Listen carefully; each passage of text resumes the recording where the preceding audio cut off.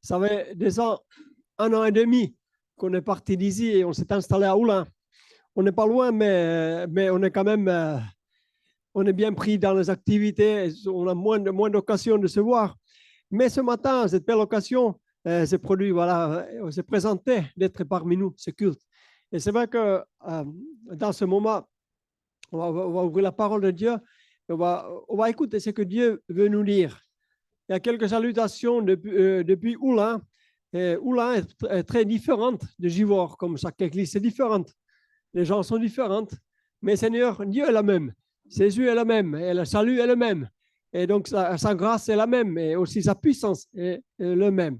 La même. Et donc, nous avons à Oulin, on a beaucoup de prédicateurs. Et c'est pour ça que souvent, ça se déroule un peu différemment. Moi, je vais souvent partir, évangéliser dans les rues. Et comme ça, je veux comment dire, déléguer, je veux mettre ces prédicateurs en œuvre. Donc, ils sont contents de prêcher. Et voilà, merci Seigneur. Et Dieu appelle les gens pour faire différentes sortes de services dans l'Église. Et donc, je voudrais ce matin ouvrir la parole de Dieu d'une simple pensée dans Genèse chapitre 30, verset 10, 16. Et avant qu'on fasse la lecture, j'apporte aussi salutation des Andes. Donc, il y a 2 semaines, on est rentré des Andes et le Seigneur nous a bénis sur la route, sauf que je suis tombé malade et ils m'ont fait passer par le test paludisme. Hier, jusqu'à 8 heures, c'était en Croix-Rouge pour faire la test paludisme. Mais merci Seigneur, je n'avais pas de paludisme. Et ce matin, je n'avais plus de fièvre, mais j'ai quand même gardé le masque.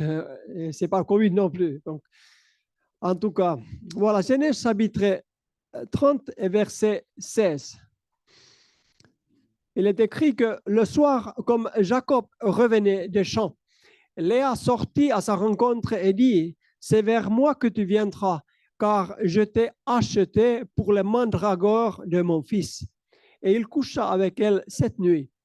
Dieu exauça Léa, qui devint enceinte, et enfanta un 5e fils à Jacob. Et Léa dit, Dieu m'a donné mon salaire parce que j'ai donné ma servante à mon mari. Elle l'appela du nom d'Issachar. Amen.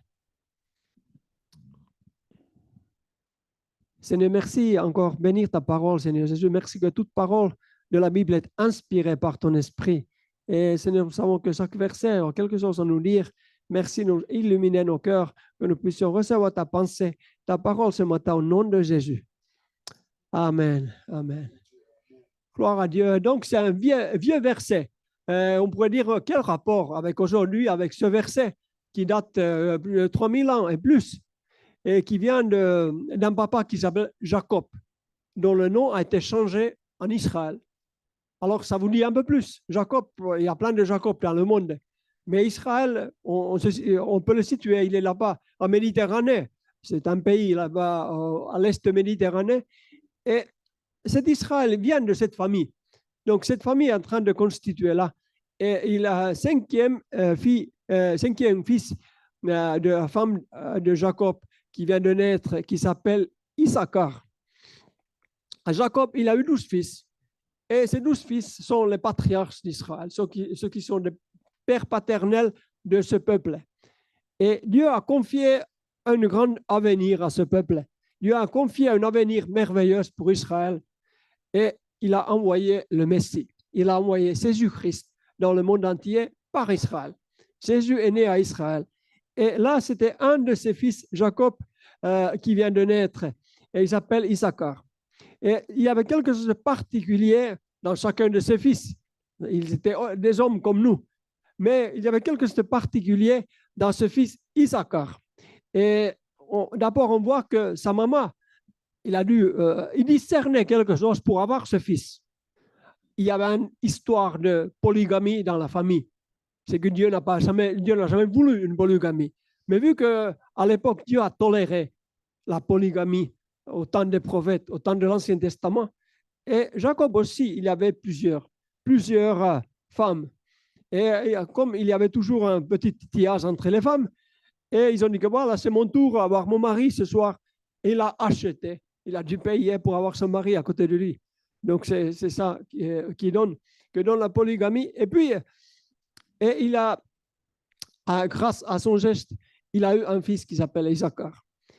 Et bien plus tard, que ses enfants sont grandis, ils ont produit d'autres enfants, et Dieu les a amenés plus loin, ce peuple qui s'appelle Israël. Première épître de Chroniques, chapitre 12, verset 32, il y a une autre mention sur ce fils qui s'appelle Issachar. Première Chronique 12 et 32, il est écrit que des fils d'Issachar qui savaient discerner les temps pour comprendre ce que devait faire Israël, 200 chefs et tous leurs frères sous leur sorte. Donc, un seul verset, il est marqué que des fils d'Issachar, ils sont venus comme toutes les tribus d'Israël, toutes les familles d'Israël sont venues vers David. Ce qui a été dit au sujet des fils d'Issachar n'a pas été dit au sujet des autres fils, au sujet des autres tribus.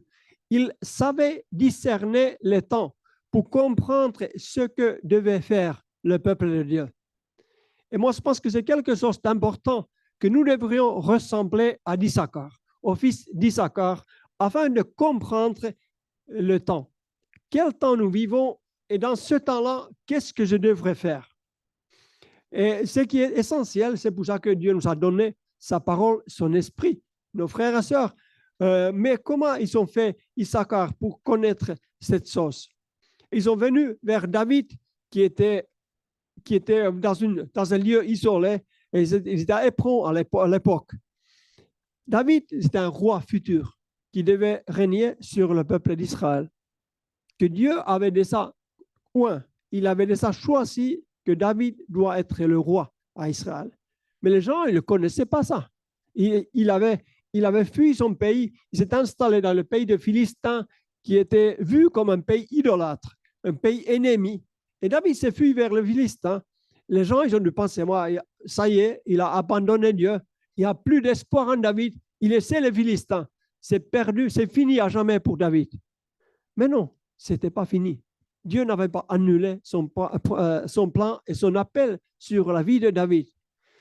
Et finalement, 7 ans après la mort de l'ancien roi Saül, les gens sont venus à Hébron pour chacun pour dire que toi, tu sois le roi.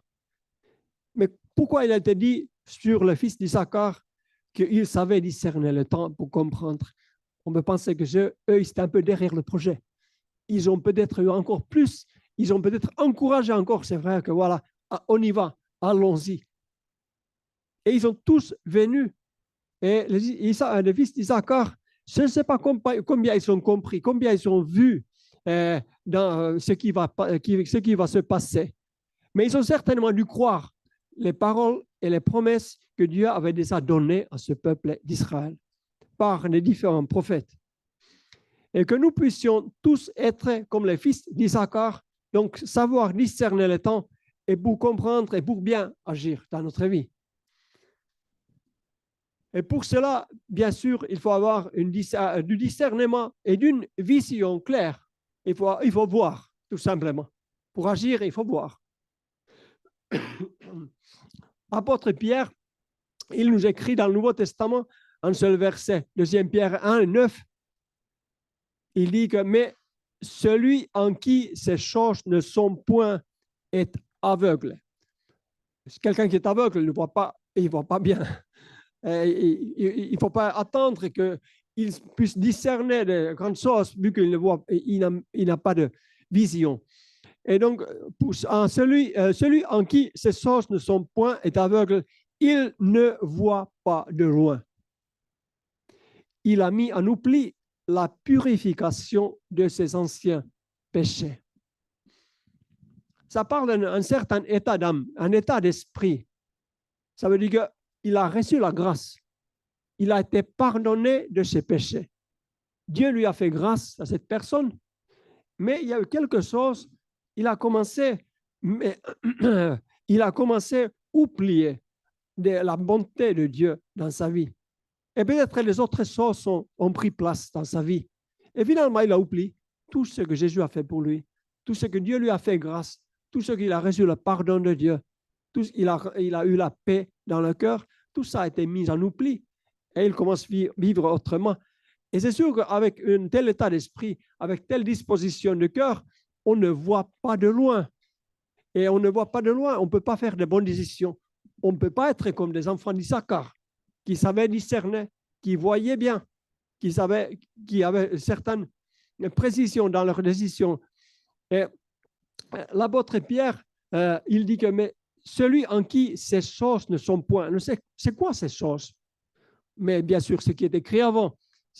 Pierre nous a parlé de cette sauce à ajouter à la foi.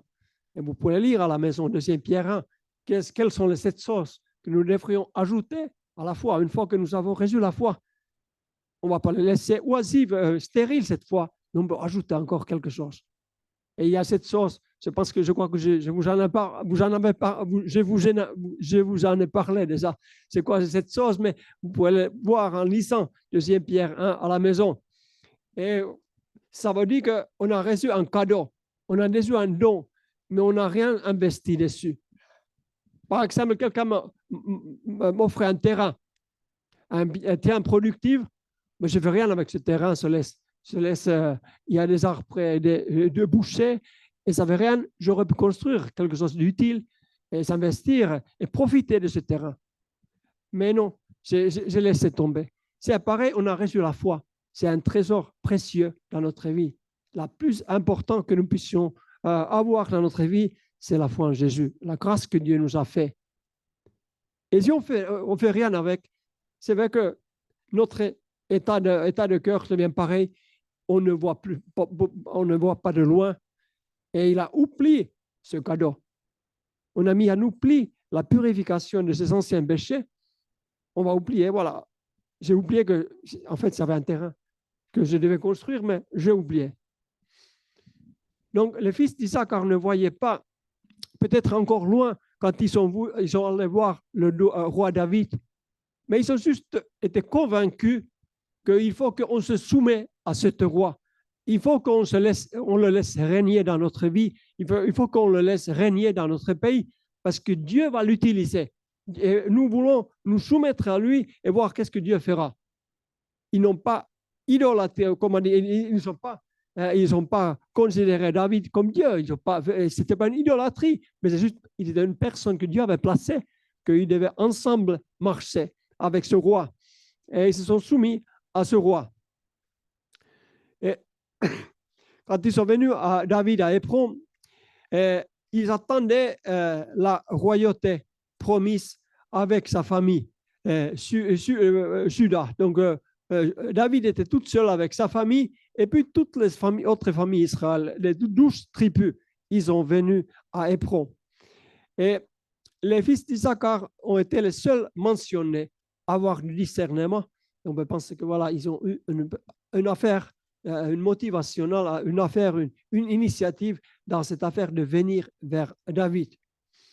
Et une sagesse de Dieu manifestée dans leur vie, un discernement. Et ils ont dû voir en David un homme selon le cœur de Dieu. Ils ont dû voir en David quelque chose qui les a marqués, avec ses attitudes humbles. Ils ont pu voir comportement noble, qui ne cherchait pas à se mettre à l'avant, mais qui était toujours disponible au peuple, qui craignait Dieu, qui voulait garder vraiment l'honneur de Dieu dans sa vie, dans ses choix. Et, tandis que les autres qui ont pu voir le roi David, comme j'ai dit qu'il est allé chez les Philistins, peut-être ils ont pensé que non, c'est perdu, il ne faut plus espérer en David. Il a abandonné Dieu. Mais ce n'était pas fini avec David. Dieu l'avait placé dans son plan et les fils d'Issachar ont pu discerner cela et comprendre ce qui était vrai. Comment ils ont pu comprendre cela? Ou bien par l'onction de Dieu, ou bien par un discernement naturel. Ils ont fait une observation. Ce n'est pas marqué dans la Bible. Comment ils sont. Il n'y avait pas encore dans l'Ancien Testament particulièrement ce don de discernement que nous avons aujourd'hui grâce à l'Esprit de Jésus. Donc, il y avait juste, peut-être, ils ont eu une observation, ils ont appris à discerner des choses, ou peut-être Dieu leur a donné une petite révélation par rapport à cela. Mais en tout cas, ils ont été mentionnés. Dieu a voulu mentionner que c'est eux qui ont eu un discernement et ils ont compris quelque chose. Et ils ont agi selon la lumière qui était dans leur vie et dans leur esprit, avec la lumière qui était disponible à eux. Et ils ont fait le choix. La vision qu'ils avaient sur Israël et sur la nation qui était le porteur du salut par Jésus-Christ dans le monde entier. Comme dit dans le prophète Jérémie 29, c'est ça le projet de Dieu pour son peuple. Encore aujourd'hui, mais là, c'est à l'époque de l'Ancien Testament et le peuple Israël. Jérémie 29 et 11, vous connaissez par cœur ces pensées, ces paroles, car je connais les projets que j'ai formés sur vous. Vous pouvez aussi peut-être vous placer votre nom, que je connais les projets que Dieu a formés sur votre vie, sur ta vie. Je connais les projets que j'ai formés sur vous, dit l'Éternel, projets de paix et non de malheur, afin de vous donner un avenir et de l'espérance. Aujourd'hui, bien après que Jérémie a écrit ces paroles, nous pouvons les adopter, ces paroles. À l'époque, c'était un peu pour un peuple Israël, ces paroles. Mais aujourd'hui, cette parole est valable à tous les êtres humains sur cette terre. Ce verset est pour chaque être humain. Alors, c'était seulement pour Israël. Mais en Jésus-Christ, cette parole, cette promesse a été élargie. Ça nous concerne tous. Un procès de paix et non de malheur, afin de vous donner un avenir et de l'espérance. Quand les fils d'Issachar sont venus à David, je ne pense pas qu'ils n'osaient pas croire autant. Ils n'osaient pas voir aussi bien que Jérémie a écrit. Mais ils ont reconnu David comme faisant partie du plan de Dieu pour son peuple Israël et ils ont été soumis à David. Ils ne savaient pas exactement ce qui allait venir. Pour rentrer dans le plan de Dieu, c'est un bon élément. Soumettez-vous à Dieu et aussi des fois à ses responsables. Voilà, soumettez-vous à Dieu et voilà, soyez patients avec les uns les autres. Des fois, nos responsables sont des hommes et ils leur font du temps de comprendre. Des fois, nos fidèles, nos frères et sœurs, ça prend du temps de comprendre les choses. Chacun, nous sommes des hommes et des femmes, mais Dieu est Dieu et il est patient avec chacun de nous. Et peut-être il y a eu quelques Israélites qui ont dit, mais si Dieu t'a placé comme roi, pourquoi tu ne crées pas un temple? Pourquoi tu ne fais pas un temple dans ce pays? Ce n'était pas son moment. Il a voulu faire un temple, David, mais Dieu n'en a pas permis de faire. Et donc, nous avons des idées humaines, mais Dieu a sa pensée à lui. Et c'est mieux écouter la pensée de Dieu. Et c'est pour ça qu'ils se sont tout simplement, ils se sont soumis à David. Et ils ont pu continuer à marcher ensemble dans les projets de Dieu. Et le projet de Dieu est pour envoyer Jésus-Christ sur cette terre pour te sauver et pour me sauver. Et Hébreux dit dans le même sens, Hébreux chapitre 13, verset 17, il est écrit que obéissez à vos conducteurs et ayez pour eux de la déférence, car ils veillent sur vos âmes dont ils devront rendre compte. Qu'il en soit ainsi, afin qu'ils le fassent avec joie et non en gémissant, ce qui ne vous serait d'aucun avantage. Voilà, donc aujourd'hui aussi, nous pouvons être comme les fils d'Issachar, ils se sont soumis à David, on se soumis dans l'ordre de Dieu, on dit que de toute façon, Seigneur, toute seule, ça ne peut pas accomplir ta volonté, mais il faut qu'ensemble, avec le peuple de Dieu, nous puissions aller dans le même sens et accomplir le plan et les projets que Dieu a chacun de nos vies et chacun de nos églises. Dieu veut accomplir le plan du salut dans chaque ville afin que les hommes et les femmes puissent trouver le pardon et le bonheur en Jésus-Christ. Et moi, je bénis mon Dieu parce que même si on ne s'est pas vu depuis un mois, un an et demi, mais j'ai entendu des bonnes nouvelles de Jéhovah. Et par-ci, par-là, j'entends que la COVID, le temps de pandémie, c'est fini.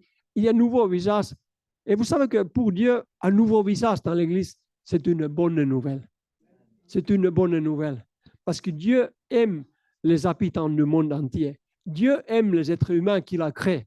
Mais seulement il veut qu'il puisse se révéler à chacun de nous. Et il puisse leur donner sa nature nouvelle. Donc, les fils d'Issachar, ils ont eu cette attitude déjà dans l'Ancien Testament. Ils se sont soumis pour travailler ensemble, pour avancer ensemble. Et comment discerner le temps et avoir la bonne sagesse pour bien agir aujourd'hui, maintenant? Souvent, en recevoir de bons conseils. Ça m'est arrivé aussi que j'ai reçu de bons conseils. Et voilà, c'est su bien agir parce que j'ai reçu de bons conseils et ben, des fois, il m'est même arrivé que je les écoutais. Et voilà, et quand on les écoute, et voilà, c'est qu'on sait bien agir. Et donc, et ça, il prophète ça, il dit, chapitre 9 et verset 5. Souvent, à Noël, on lit ce chapitre. Il est écrit, Ésaïe 9 et verset 5, car un enfant nous est né, un fils nous est donné, et la domination reposera sur son épaule. Sur son épaule. On l'appellera admirable, conseiller. Ça y est, j'ai trouvé mon conseiller. Dieu puissant, Père éternel, Prince de la paix. Ça nous avance un peu vers la promesse de Dieu dans le Nouveau Testament, quand Dieu a envoyé son Fils. Il a envoyé et il l'appelle admirable, plus beau des fils de l'homme, dit le promiste. Il a dit que conseiller. Déjà, il y a eu un de ces noms, ils ont déjà été vus par ailleurs dans l'Ancien Testament, mais on n'avait pas vu la personne avant la naissance de Jésus. Et maintenant, on sait que voilà, il est conseiller, donc si il peut être mon conseiller, certainement je peux bien agir. Si je peux l'entendre, car il est aussi Dieu puissant, il est aussi Père éternel, il est aussi Prince de la paix. Assez souvent un problème dans une vie qu'il n'y a pas de paix. Pourtant, il n'y a pas de guerre non plus, mais il n'y a pas de paix. On peut chercher peut-être changer d'endroit, aller de lieu en lieu, mais il n'y a pas de paix. Et c'est vrai que la paix, c'est quelque chose qui est dans l'intérieur, dans le cœur de l'être humain. Et une fois qu'on a trouvé cette paix, quand on a trouvé le prince de la paix, quand on a trouvé Jésus, on peut être au milieu de tumulte, mais on peut être dans la paix. Donc, la paix biblique, ce n'est pas une absence de conflit, mais c'est la paix intérieure. Et ça, il dit toujours dans le même livre d'Ésaïe 11 et 2, et il est écrit sur Jésus que l'Esprit de l'Éternel reposera sur lui, sur Jésus. L'esprit de sagesse et d'intelligence, esprit de conseil et de force, esprit de connaissance et de crainte de l'Éternel. Donc, tout cela s'est reposé à Jésus quand il était sur cette terre. Et il a toujours ces qualités. Et il peut me conseiller. Et il a dit aussi dans les évangiles qu'il est le bon berger. Et nous sommes ses brebis. Et c'est vrai que le mouton n'entend pas leur brebis. Il entend, mais ils ne comprennent pas. Il entend le berger, mais ils ne comprennent pas leur langue. Peut-être il faut des signes de différents. Ils ont développé un système. Comment un berger va diriger ses moutons? Mais pour nous, on n'est pas que des moutons. Jésus, il peut nous parler des paroles verbales, des directives claires et nettes. Et pour cela, nous pouvons recevoir l'intelligence, avoir le discernement et faire ce qui est agréable. Comme des fils d'Issachar, ils ont pu avoir le discernement et ils ont dû prendre des sages décisions. Parce que si je connais quelqu'un qui a l'esprit de connaissance, qui connaît tout, qui est omniscient, comme dit, qui sait tout, et qui a cet esprit de sagesse et d'intelligence, et cet esprit de conseil en lui, c'est sûr que lui, il peut me communiquer quel temps nous vivons. Il peut me montrer comment je dois agir. Et je peux être comme ces fils d'Issachar. Je peux faire des choix qui plaisent à Dieu. Je peux faire des choix qui me sont profitables et qui sont profitables à Dieu. C'est-à-dire connaître le conseiller, connaître la voie du conseiller. Et la Bible aussi, c'est connaître le salut. Connaître le salut en Jésus-Christ. Jean dit dans son évangile que or la vie éternelle, c'est-à-dire le salut, la vie éternelle, c'est qu'ils te connaissent, toi seul vrai Dieu et celui que tu as envoyé, Jésus-Christ, sur qui était cet esprit de sagesse et d'intelligence, de conseil et de force. Donc, le salut est que nous connaissions Jésus-Christ, nous connaissions le Père. Et quand nous connaissons cette personne, nous pouvons connaître sa voix. Et c'est lui qui nous parlera, qui nous conseillera, qui restera avec moi, qui sera mon prince de paix. Par Jésus-Christ et par son esprit, nous avons accès à une connaissance pour discerner le temps et comme faire savoir comment agir dans différentes situations de ma vie. On va voir quelques passages dans le livre de Colossiens, chapitre 1. Verset 9, il est écrit, dans le Nouveau Testament, Colossiens 1 et 9, il est écrit que c'est pour cela que nous aussi, depuis le jour où nous avons été informés, nous ne cessons de prier pour vous. Nous demandons que vous soyez remplis de la connaissance de sa volonté, en toute sagesse et intelligence spirituelle, pour marcher d'une manière digne du Seigneur et lui être entièrement agréable, portant des fruits en toutes sortes de bonnes œuvres et croissant par la connaissance de Dieu.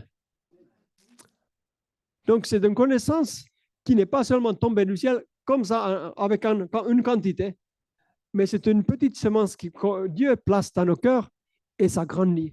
Ça grandit plus en plus nous mettons application ce que nous avons déjà reçu et ça grandit. La foi grandit quand on le met en pratique, on le met en application, la parole de Dieu.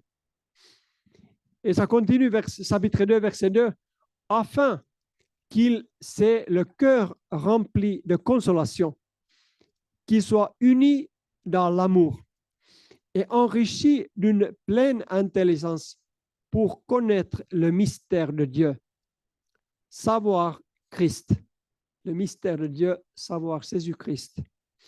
Mystère dans lequel sont cachés tous les trésors de la sagesse et de la connaissance. Donc, nous avons accès au trésor de la sagesse et de la connaissance pour discerner quel temps nous vivons, comment agir. Des fois, on pense que si on ne sait pas exactement, si on ne sait pas qu'est-ce qui va se passer, tous ces événements autour de moi, qu'est-ce qui va se passer, et on n'arrive pas tout de mettre en place dans mon esprit que voilà, ça va arriver comme ça, comme ça, comme ça. Je m'inquiète, mais comment préparer? Ça suffit de connaître celui en qui sont cachés tous les trésors de la sagesse et de la connaissance. Et lui, il dit dans sa parole, Jésus-Christ, ne crains point, je suis avec toi. Je suis avec toi. Quoi qu'il arrive, je suis avec toi et je te conseillerai. Et alors, les fils d'Issachar, ce qui allait arriver encore, quand ils sont allés, qu'ils ont conduit les autres tribus à Israël, et Israël a été réuni. Tous les tribus étaient ensemble derrière le roi David. Et David a régné 40 ans. Et il n'a jamais construit une maison de Dieu. Il n'a pas jamais construit le temple qui était Jérusalem un bon moment de temps dans le passé. Mais le fils de David, qui s'appelle Salomon, il a eu sur son cœur de construire cette maison de Dieu qui s'appelle le temple de Jérusalem. Il a construit des années et des années. Et son papa David avait déjà fait des préparations pour que cette maison soit construite. Et il a fait des préparations. Et finalement, une fois que la maison était prête à Jérusalem, Salomon prie. Deuxième Chronique 6 et 41.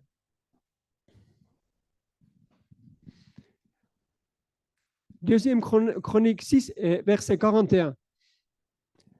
Maintenant, l'Éternel Dieu, lève-toi, viens à ton lieu de repos, toi et l'arche de ta majesté. Que tes sacrificateurs, éternel Dieu, soient revêtus du salut et que tes bien-aimés jouissent du bonheur. Amen. Je ne sais pas si ce passage vous a interpellé. Maintenant, tout est préparé. De mon côté, tout est prêt. Salomon dit que tout est prêt de mon côté, mais toi, maintenant, toi, tu viens. Je ne sais pas si un jour, c'est arrivé à toi, que tu dis que mon cœur est prêt. Seigneur, maintenant, entre. Viens dans ma vie, Jésus. Et tu sais ce qui est arrivé. Et ce qui va arriver. Il a dû dire à Dieu que viens dans ton lieu de repos. Est-ce que Dieu était fatigué? Pourquoi il a voulu construire un lieu de repos pour Dieu? On pourrait dire, quand on lit dans la Bible, dans l'Ancien Testament, que dans cette terre, il n'y avait pas un lieu de repos pour Dieu. Dieu a pu se reposer sur cette terre. Genèse 2, quand toute création était terminée, Dieu a contemplé toute la création. Il a créé des hommes, des animaux, des plantes, tout a été créé. Et Dieu a contemplé, il a reposé le 7e jour de toutes ses œuvres. Et il a contemplé combien c'était bon. Il pouvait se reposer. Mais aujourd'hui, quand il vient regarder toute la création, est-ce qu'il peut se reposer? Il ne peut pas se reposer. Il voit le péché, il voit la méchanceté, il voit toute mauvaise chose. Il ne peut pas se reposer. Dieu qui est saint. Et quelque part, ce fils de David, il a compris qu'il faut créer un lieu de repos pour mon Dieu.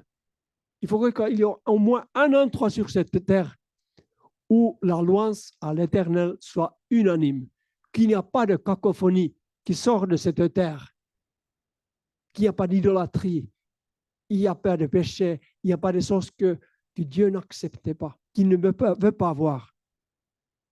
Cet homme, Salomon, il a choisi le lieu Jérusalem, le lieu de paix, ville de paix. Et il a construit cette maison pour Dieu comme un lieu de repos où il n'y a pas... On pourrait dire que Dieu n'était pas fatigué pour entrer dans ce lieu de repos, mais il y avait une absence de combat, absence de la jalousie.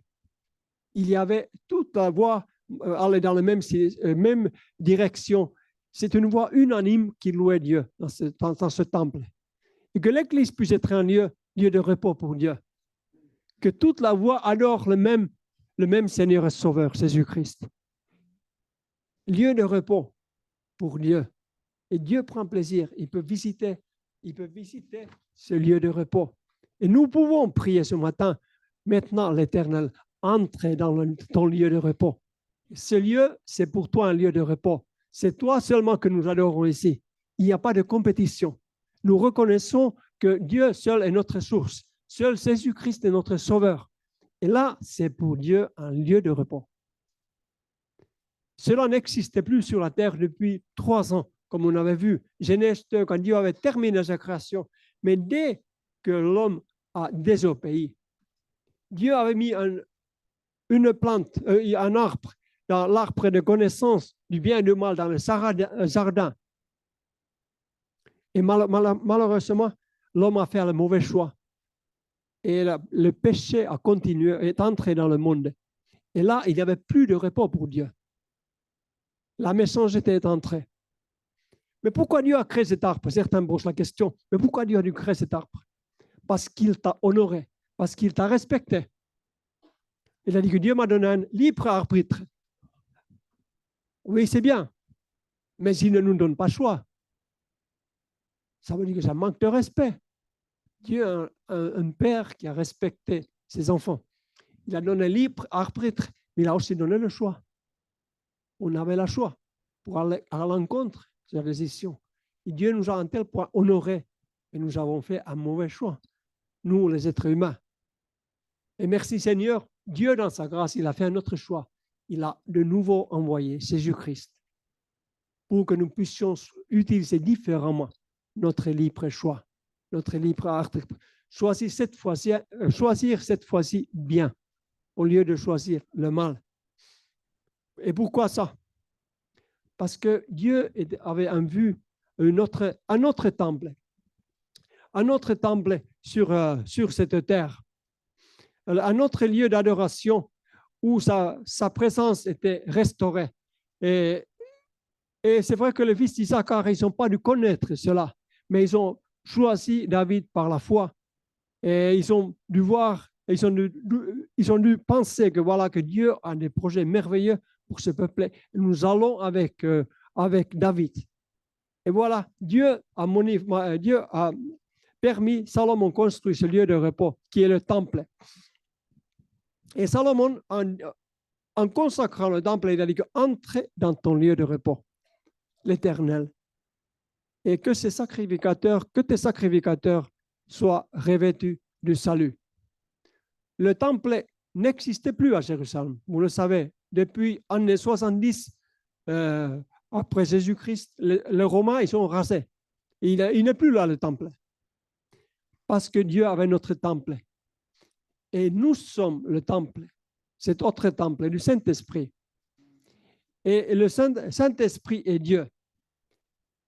Est-ce que nous pouvons inviter, alors comme Salomon a dit que voilà, tout est prêt, entrez dans ton lieu de repos. Est-ce que nous pouvons aujourd'hui dire à Dieu le Saint-Esprit, entrez dans ton lieu de repos? Ça dépend si c'est un lieu de repos. Et nous pouvons le dire. Pouvons nous inviter, entrer dans ton lieu de repos. Bien évidemment, si ton cœur est un lieu de repos pour Dieu, en absence de combat pour Dieu. Mais s'il y a trop de compétition, trop de rivalité dans ton cœur par rapport à Jésus-Christ, par rapport à Dieu, ce n'est pas un lieu de repos. Il se retire. Il dit non, je ne vais pas faire combat dans ton cœur. Toi, c'est toi à faire le combat. Et comment faire ce combat? Inviter la prince de paix, Jésus-Christ, pour enlever la guerre, enlever cette concurrence et par son sang précieux, me purifier, me laver.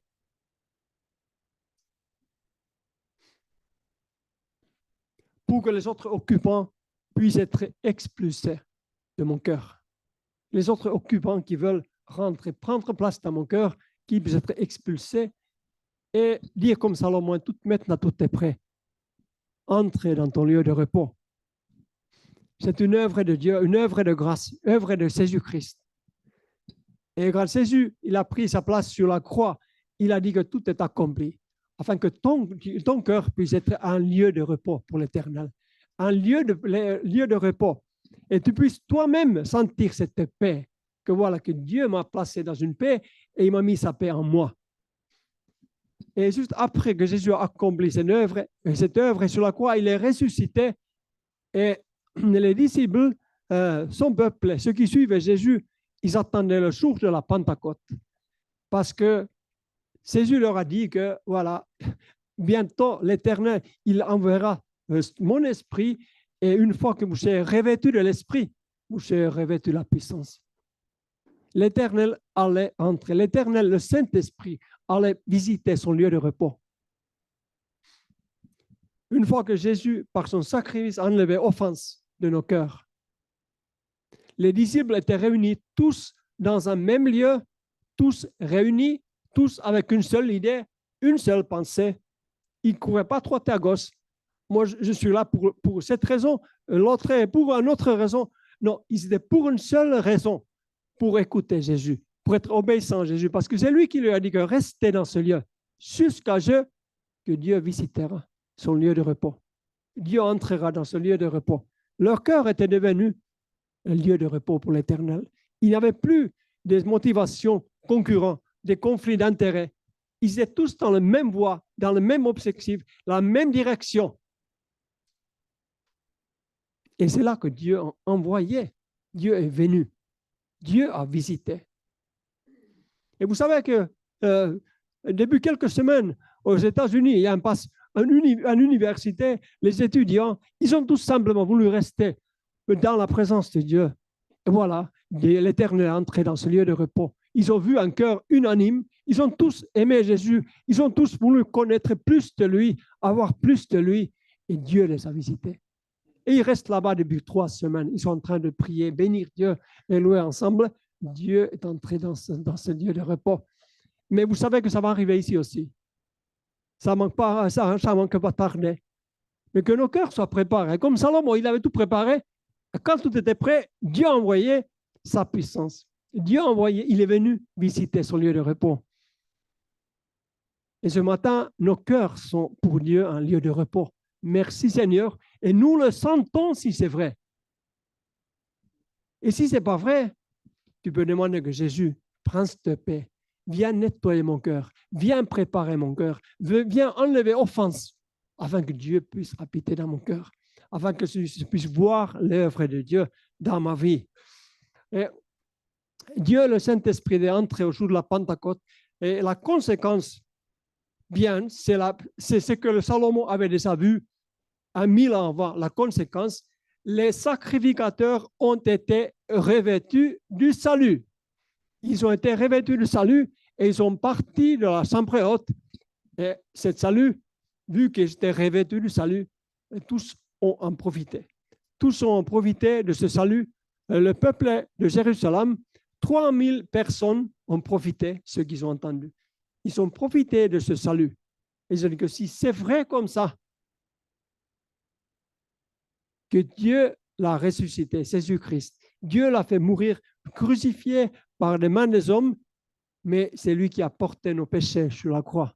C'est lui qui nous portait le salut. Si c'est comme ça, ils se sont engagés avec Jésus-Christ. Et 3000 personnes ont été baptisées et ils ont reçu la promesse de Dieu qui est le salut et le pardon des péchés et la vie éternelle.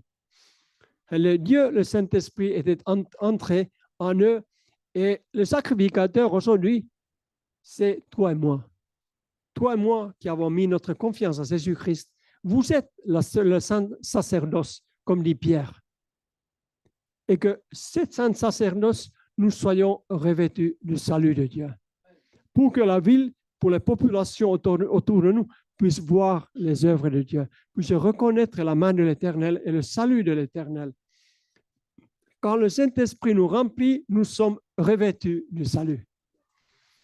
Nous sommes ses témoins et nous comprenons pourquoi Dieu nous a appelés et pourquoi Dieu nous a placés dans ce temps comme des fils d'Issachar. Ils ont compris pourquoi. Mais quand le Saint-Esprit nous remplit, nous devenons ses témoins. Nous sommes ses témoins et nous comprenons pourquoi Dieu nous a appelés et dans quel temps nous vivons aujourd'hui. Jésus avait dit, avant que le Saint-Esprit soit venu, ce n'est pas à vous à connaître le temps et les circonstances. Quand nous restons en communion avec Jésus, il nous indiquera, il nous conseillera quel temps nous vivons. Mais que nous soyons ses témoins, que nous soyons remplis du Saint-Esprit et nous portions le témoignage dans le monde entier. Nous sommes donc les témoins de Jésus. Nous sommes revêtus, non pas d'une religion. Nous ne sommes pas revêtus d'une religion, mais du salut. Et ça, il dit que vous puiserez de l'eau. On a besoin de l'eau pour vivre. Vous puiserez de l'eau avec joie aux sources du salut. Salut, c'est une source. Le pardon de nos péchés, c'est une source que nous pouvons toujours tourner et puiser. Nous sommes toujours puiser les forces de ce salut. Seigneur, parce que tu m'as tellement aimé que tu m'as tout pardonné. Tu dois avoir de bonnes choses pour moi. Je veux m'engager ma vie pour te suivre. Je veux m'engager ma vie pour te servir. Et après, il parle aussi de la nourriture. Si c'était le cas de Jésus qui a dit ces paroles, ma nourriture. et pour aller chaque dimanche à la réunion écouter une prédication. Non, ce n'était pas ça. Ma nourriture est de faire la volonté de Dieu. Faire la volonté de Dieu, volonté de celui qui m'a envoyé est d'accomplir son œuvre. C'est vrai que si on veut vraiment être satisfait, si on peut vraiment être rassasié, on dit que Seigneur, je veux participer à ton œuvre. Je veux faire avec les autres. Je ne veux pas seulement dire que voilà, c'est bon écouter la parole de Dieu, la promesse de Dieu, mais je veux que les autres entendent aussi. Ils ne vont pas tous venir à l'église. Hier, on a vu la statistique à la Victoire, 80%, 90% de population juive ne vont jamais mettre le pied dans l'église locale. Mais c'est pour ça que dans l'église, il y a des dizaines de personnes qui peuvent aller chez eux pour apporter la promesse de Dieu, la parole de Dieu et l'amour de Dieu vers eux. Et c'est la nourriture, que cela soit ma nourriture, que ce soit mon défi, que ce soit mon désir. Et même le peuple lointain puisse entendre le nom de Jésus, qu'il puisse entendre la bonne nouvelle que Dieu, ce que Jésus a fait, ce que Dieu a fait en son Fils Jésus-Christ. Il y a 2 semaines que j'étais en Inde, c'était dans un État nordique qui s'appelle Cachemire. C'est très au nord et il fait froid. C'est l'Himalaya. Et il y a plus de policiers que de population. C'est un lieu disputé. L'Inde le veut, Pakistan le veut, Chine le veut. Et il y a des polices partout. Mais il n'y a pas une église évangélique parmi 15 millions de personnes. Mais on a pu voir, on a pu témoigner, on était présents. La première école biblique a pris fin. C'était à la remise de diplôme. 15 personnes qui étaient expulsées de leur famille. Elles étaient placées, certaines, dans un lieu de refuge entouré par des murailles. Et on a célébré qu'ils se sont préparés pour annoncer l'évangile dans ce coin, dans ce contrée. Et on était tous habillés comme les chefs cuisiniers, parce qu'ils ont travaillé pour avoir des compétences. Ils avaient certaines des épreuves, des compétences de l'épreuve, ils avaient déjà. Mais ils avaient la vouloir de continuer, aller plus loin, pour que cette population puisse bénéficier du salut. Ils étaient revêtus du salut.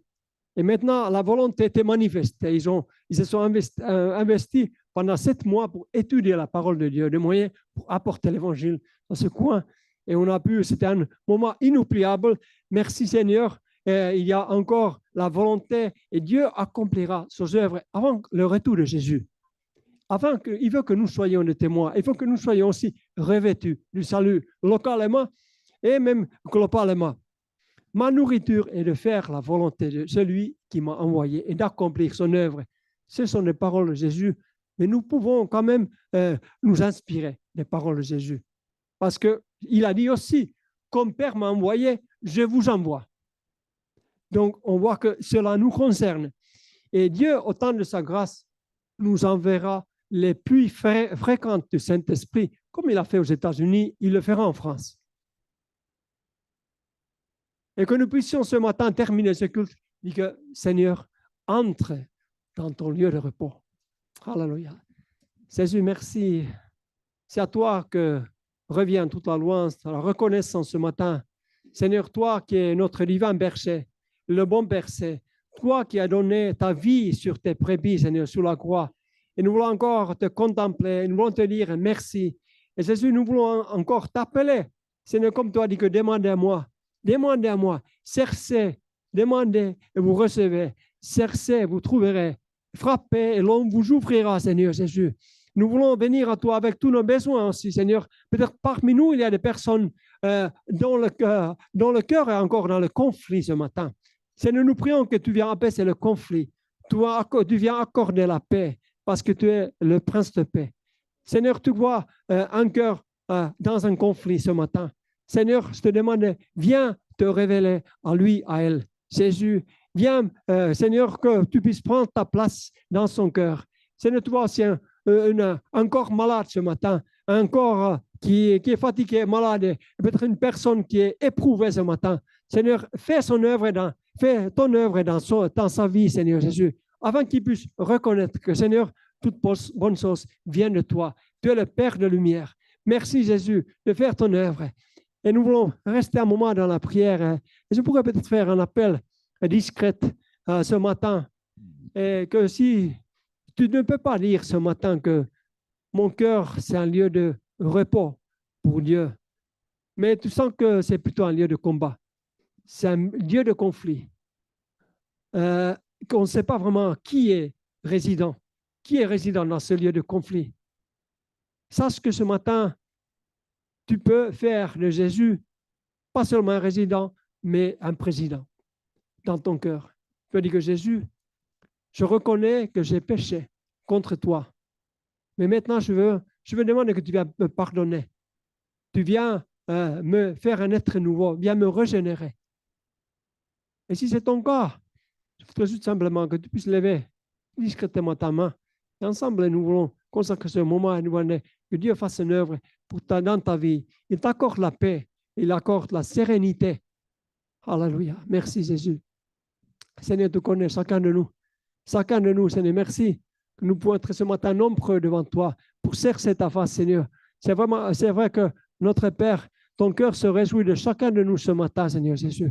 Merci parce que tu as fait déjà une œuvre dans plusieurs d'entre nous, Seigneur, et tu vas encore continuer. Seigneur, tu vois des personnes qui sont malades ce matin. Je demande que, Seigneur, toi, tu puisses faire une œuvre, tu puisses guérir ceux qui sont malades ce matin, Jésus. Seigneur, car ça t'appartient pleinement, Jésus. Merci, Seigneur. Alléluia. Gloire à Dieu.